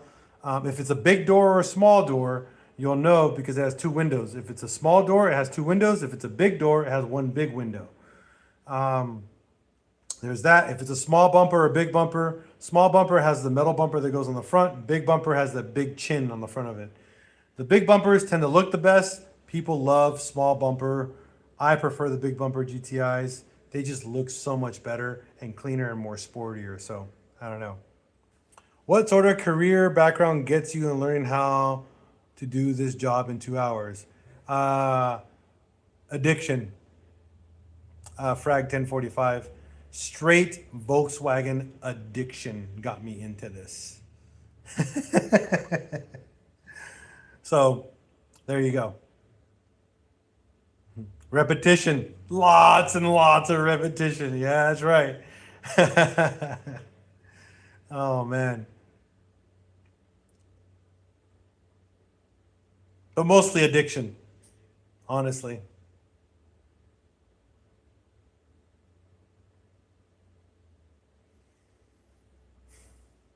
All right. So hopefully you learned about this tool, and I've already reverse engineered the plates. I just got to figure out the middle pipe because this is definitely cut at a very specific angle and length of this thread. So we got to match this up. The only issue is this guy right here. Finding a bolt or a thread like this and then cutting or fixing this little nipple at the end and making a socket. This is going to be the next hard piece too, is this socket. Reverse engineering this bad boy to make this portion work. This is pretty much a socket cut and open, and then they welded a nut or something on top of it. I'll have to figure that out. Frag, swearing and addiction, I'm halfway there. Pretty much. But remember, addiction to cars. You gotta be more specific. Not addiction to the bad stuff. We are addicted to the good stuff that turns into bad stuff over time because it's very expensive eventually. You spend a lot of money. Where's your tuning from? I don't understand. Tempting for the price. Listing says 16 valve swapped. Interior seems to be leather. Yeah, no, if it's swapped, just make sure it's done right. It's a great little car. Cars is an acceptable addiction, right? I agree. You know, at least it doesn't force me to steal from people and pawn it, even though it's been tempting to do.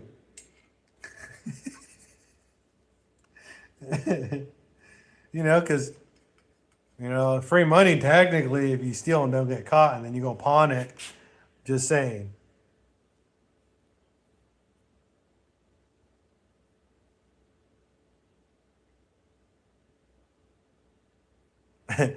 Cars are definitely an unacceptable addiction. Either that or I'm in it so deep I can't see there's a problem. You know, tomato, tomato, potato, tomato, cabbage or lettuce. Honestly, if I'm not hurting anybody and I'm having a good time doing it, it's a good addiction. That's how I see it. That's just me.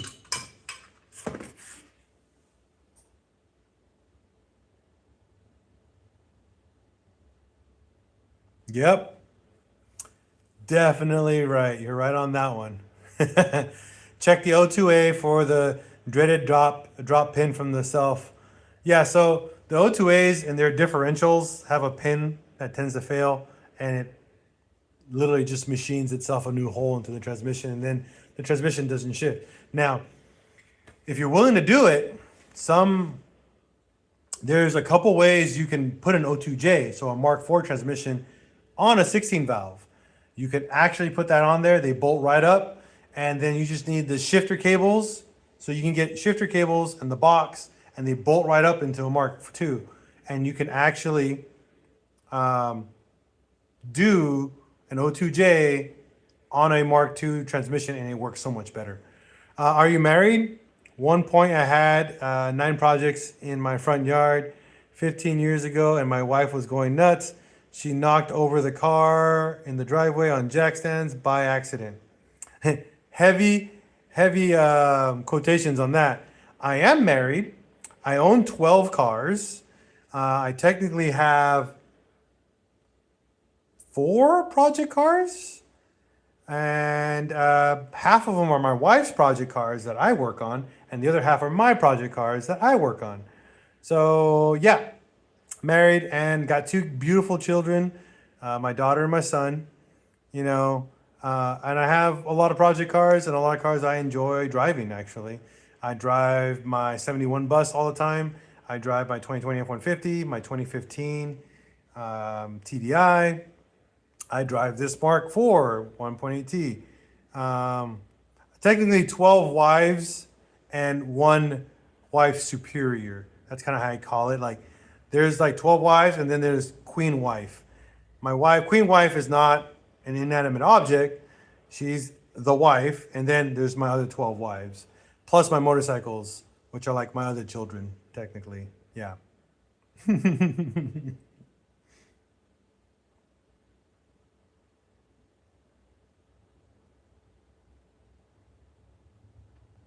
The axle? What axle? The one I just removed? I just got to remove another one. I mean, it takes like 15 minutes to... Exactly, Rob. That's exactly right. So I'd say if you can do it without affecting your marriage, it is totally acceptable addiction. But if it's ruining a relationship, then it's hurting people. You guessed it, I'm divorced. No. See, my addiction is different. My wife supports it. Just from your title, just curious. If you can find a woman that had project cars or interesting or into racing, hashtag dream girl. Yeah, that's my wife. Yep.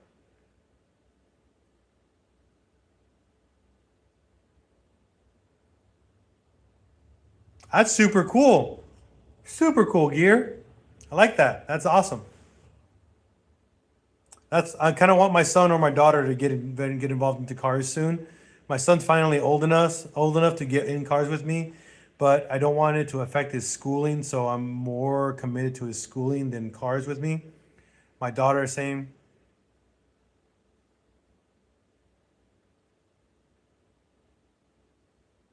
That's still super cool gear. Very cool. Yeah, I'm hoping when my son gets into school here where we live, he'll have more time to spend with me, and that's what I really want eventually.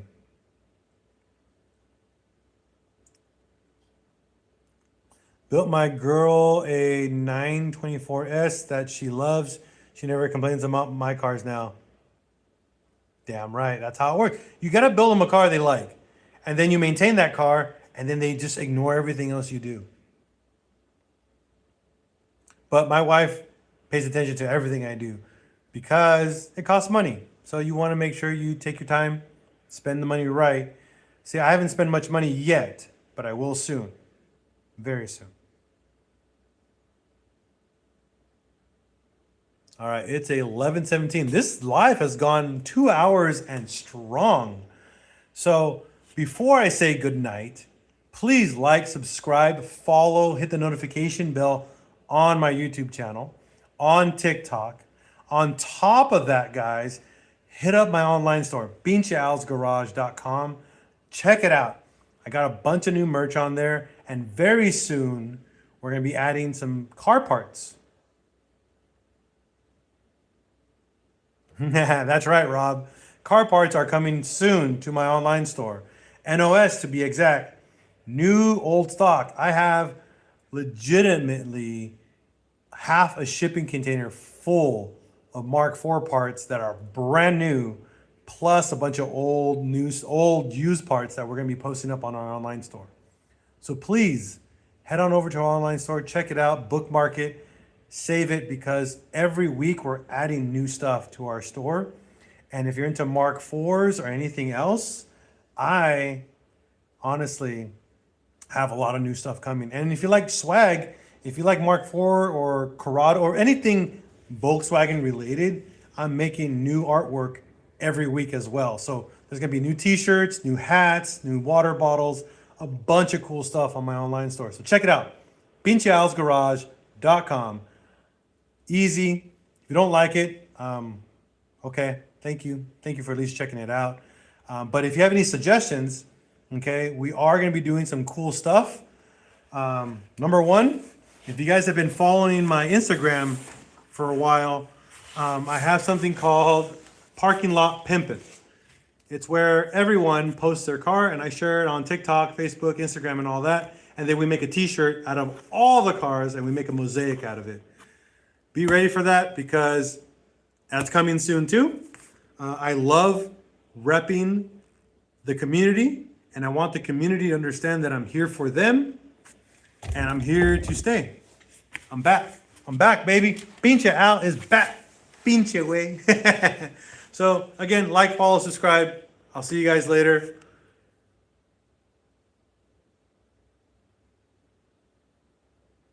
Yeah, no. That's what it sounds like. You should have built her a car she liked, and then she would have left you alone. But remember, PincheAlsGarage.com. Don't forget, Parking Lot Pimping. Find me on Instagram, PincheAls Garage. You'll find all the content there as well. Be ready for all that new stuff coming, all right? I'm going to call it a night. It is 11:20 here in Arkansas. I'm tired. I want to go night-nights. And hopefully you guys learned something about axles and heads, because they were fun. Phrasing. As always here at PincheAls Garage, we're going to break, we're going to fix, and repeat. Have a wonderful night.